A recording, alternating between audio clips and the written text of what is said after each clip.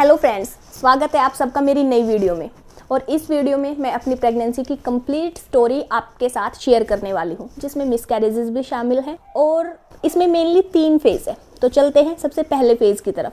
चलने से पहले मैं एक बात क्लियर कर देती हूँ, ये कोई मेडिकल एडवाइस नहीं है, ये मेरी खुद की स्टोरी है जो मैं अभी आप लोग मेरे यूट्यूब फैमिली हो, मैं आप लोगों के साथ सब कुछ शेयर करती हूँ।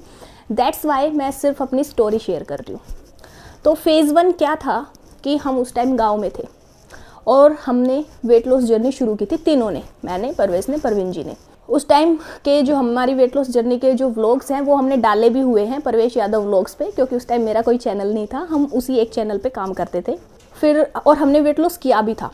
वहाँ का एक वीडियो मैंने कुछ दिन पहले अपने चैनल पे डाला भी था उठा के, और उस वीडियो को अगर आप देखोगे ना तो आप देखोगे कि हम कैसे हो गए थे तीनों, बिल्कुल पतले पतले से हो गए थे, क्योंकि उस टाइम इतना ओवरवेट भी नहीं हुए थे हम।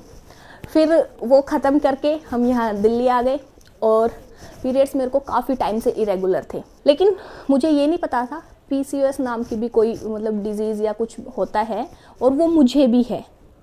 ठीक है, मुझे क्या हुआ, फिर कुछ दिन हम दिल्ली साथ में रहे, फिर मम्मी और परवेश खेतों में किसी काम की वजह से गांव चले गए, और मेरे को लगभग 1 वीक या 10 दिन तक बिल्कुल हल्की स्पॉटिंग होती रही। मेरे को लगा मेरे पीरियड्स ढंग से आते तो है नहीं, और नॉर्मल भी नहीं है, तो उसका ही कुछ होगा। लेकिन जब वो कई दिन तक चलते रहे तो मैंने यूट्यूब पे एक वीडियो सर्च करके देखी, तो उसमें मैंने एक वीडियो में देखा कि ये प्रेगनेंसी का भी एक साइन होता है। फिर मैंने सोचा क्यों नहीं घर पे एक बार टेस्ट कर लेना चाहिए।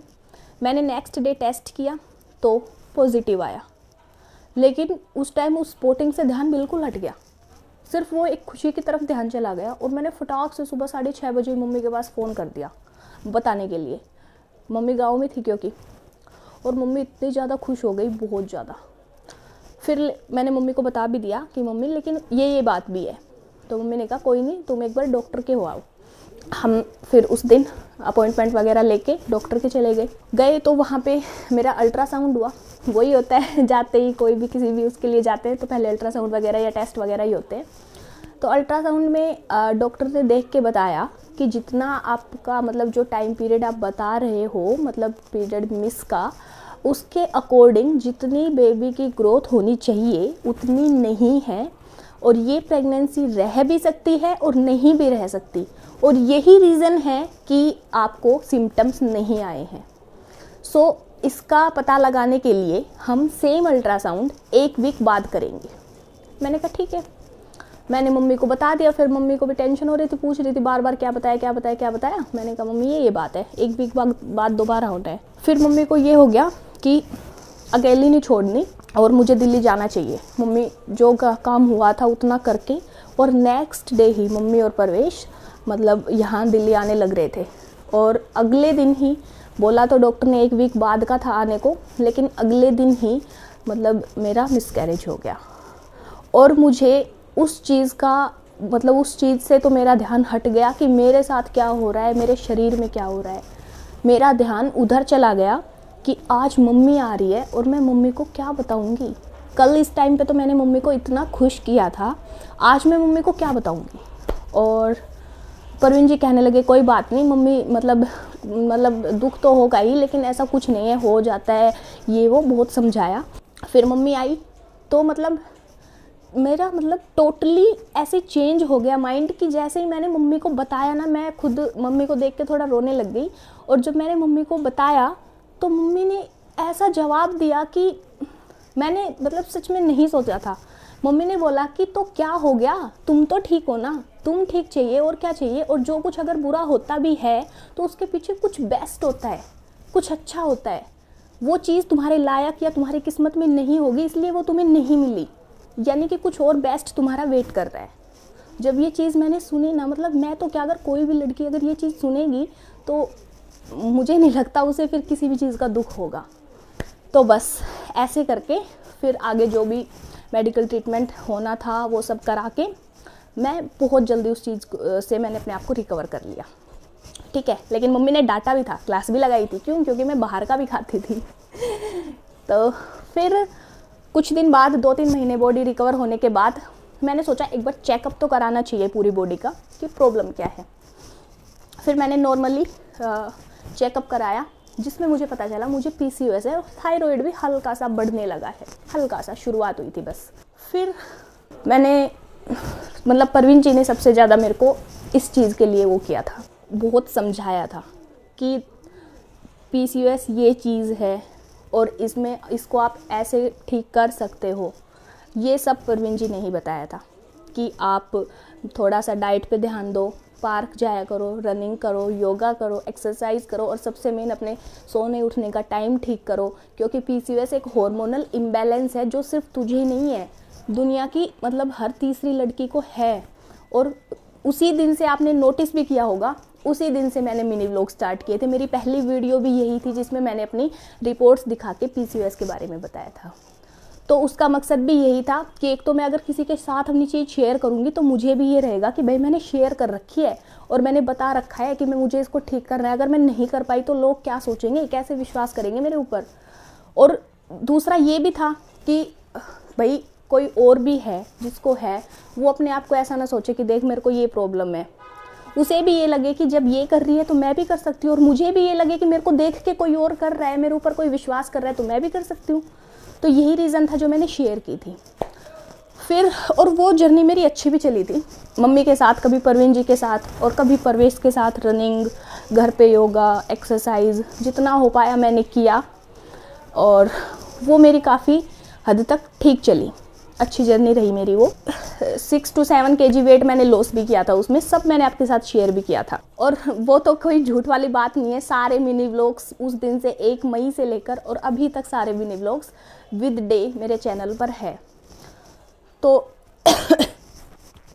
फिर 4 महीने बाद मुझे वो जर्नी स्टॉप करने बंद कर दी। आपको याद भी होगा, जो मेरे डेली व्यूअर्स हैं, अगर डेली कोई मुझे देखता है तो उन्हें ये वीडियो अच्छे से ध्यान होगी। एक वीडियो मैंने स्पेशल इस दिन पे बनाई, इस बात पे बनाई थी कि आज मैं अपनी वेट लॉस जर्नी बंद कर रही हूँ। वो वही दिन था जिस दिन मुझे ये पता चला था दोबारा से कि आई एम प्रेग्नेंट। और उस टाइम भी मुझे कोई सिम्टम्स नहीं आए थे, वो बस मेरे मतलब पीरियड्स का टाइम बहुत ज़्यादा चला गया था। तो फिर मेरे को ध्यान आया कि पहले भी ऐसे हुआ है तो एक बार चेक कर लेना चाहिए। लेकिन उस टाइम मेरे को कोई स्पॉटिंग वगैरह नहीं थी, बस सिर्फ मैंने इसलिए चेक किया था क्योंकि टाइम बहुत ऊपर जा चुका था कि अभी तक आई नहीं है तो चेक कर लेना चाहिए। अगले दिन मैंने चेक किया तो पॉजिटिव था। लेकिन उस बारी क्या वो थी कि जो किट में फेंट लाइन आई थी, फेंट मतलब बिल्कुल हल्की लाइन जो कि डार्क आनी चाहिए। फिर मैंने दुनिया भर की वीडियो सर्च करके देख डाली कि ये क्यों आती है, इसका क्या रीज़न होता है। तो काफ़ी सारे रीज़न्स मतलब ये भी थे कि या तो अंदर ग्रोथ अच्छी नहीं हो रही इसलिए HCG का लेवल कम है इसलिए फेंट है, या फिर दूसरा रीज़न ये हो सकता है कि आपने जल्दी चेक कर लिया और बेबी कम दिन का है। 2 रीज़न थे, लेकिन सॉल्यूशन हम थोड़ी कर सकते हैं, सॉल्यूशन तो डॉक्टर करेंगे।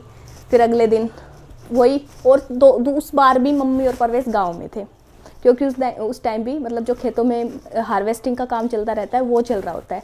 और मम्मी और परवेश को इसलिए जाना पड़ता है क्योंकि मैं तो इसलिए नहीं जा सकती ना, क्योंकि यहाँ पे परवीन जी का डेली ऑफिस और उनका सारा काम, खाना, कपड़े, बहुत सारा काम होता है और इसलिए मुझे यहाँ रहना पड़ता है और मम्मी और परवेश को गाँव जाना पड़ता है।